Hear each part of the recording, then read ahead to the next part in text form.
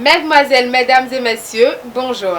Espérons que vous vous portez à merveille. Je vous demande de vous abonner massivement à cette chaîne et de porter des pouces de j'aime. L'ancien locataire du palais de la Marina est à Cotonou après une absence remarquable. Manquant, c'était trop quoi. Oh, cet homme, il m'a tellement manqué. En titrant Yahi au Bénin, le matinal voit une rencontre entre Talon et la CEDEAO au palais de la Marina ce jour. Hey, Adiban, ouais, c'est faux.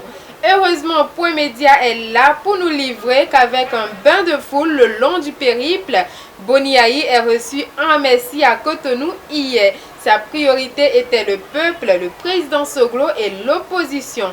Le journal rajoute, rencontre avec Talon au diable Vauvert. Un peu de respect quand même. Ah, c'est quoi?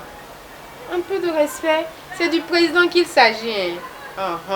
Voici pour vous quelques images de l'arrivée de l'ancien président Boni Yahi et de la visite qu'il a rendue aux enfants et parents de Dame Prudence Amoussou, une des victimes des doubles événements de mai dernier. Et puis France 24 nous annonce que Patrice Talon a interdit à la délégation de la CEDEAO de rencontrer l'opposition en signe de protestation et que Boni Yahi a quitté le pays quelques heures après son arrivée.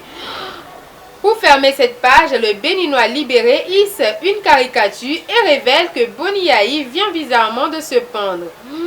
Pendre vrai ou bien au sens figuré. Actu Express préfère s'intéresser au soutien encombrant et inutile à l'exécutif pour affirmer que Patrice Talon doit s'en méfier. Pendant qu'on y est, le débat béninois s'interroge. Après Yahi, et si le pouvoir songeait à Adjavon, Kounché, Djenotin et les autres exiliés? Ah oui, ça c'est très important. C'est très bien réfléchi d'ailleurs. Il faut qu'ils reviennent, ils sont des Béninois. À ce sujet, la dépêche écrit: Adjavon, un os dans la gorge de Talon. Mais Prégo, il faut juste le vomir ou bien l'avaler. Mais c'est simple. Ça c'est pas un problème. D'après La Nation, le Conseil des ministres de ce mercredi 20 novembre 2019 a autorisé le recrutement de 1100 agents. Une information que confirme le challenge. Du renfort pour l'armée et la police pour plus d'impact sécuritaire.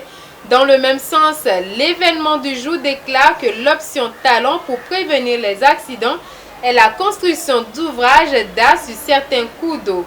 En économie, nous ouvrons le bal avec La Relève Info. Les ambassadrices économiques béninoises ont révélé le Bénin de par leur brillante participation au Forum Afouide 2019 à Johannesburg.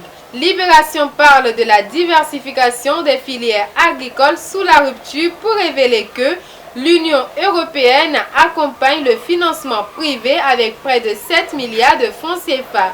La cloche note que Talon veut injecter plus de 1000 milliards dans le social. Crise économique causée par la fermeture des frontières. Info Plus annonce que le paillon atteint son prix intenable. Entre 900 et 1200 francs CFA le litre aux abords des voies dans le marché noir et 535 francs CFA dans les stations-service bondées et débordées. À sec, en rupture. Je dis, moi-même j'ai fait le constat. Je dis, le rang est blélélé comme ça. En relations internationales, le meilleur quotidien Issa Une. Poursuite des pourparlers pour l'ouverture des frontières nigérianes. Une nouvelle rencontre tripartite annoncée pour le 25 novembre. J'espère que ça va aboutir.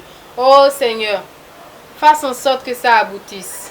À l'international, à la une du Figaro, suite à une hausse du prix de l'essence, des manifestations ont eu lieu en Iran. Le régime reconnaît la mort de 5 personnes, mais selon BBC News, Amnesty International relève un bilan de 106 morts en Iran où l'Internet a été coupé. Scoop à présent, les autorités tchadiennes ont mis la main sur une ONG qui kidnappe près de 200 enfants au Tchad et qui s'apprêtait à décoller avec les enfants. Oh là là là là, regardez ces enfants. Ils ont fait quoi pour mériter ça maintenant?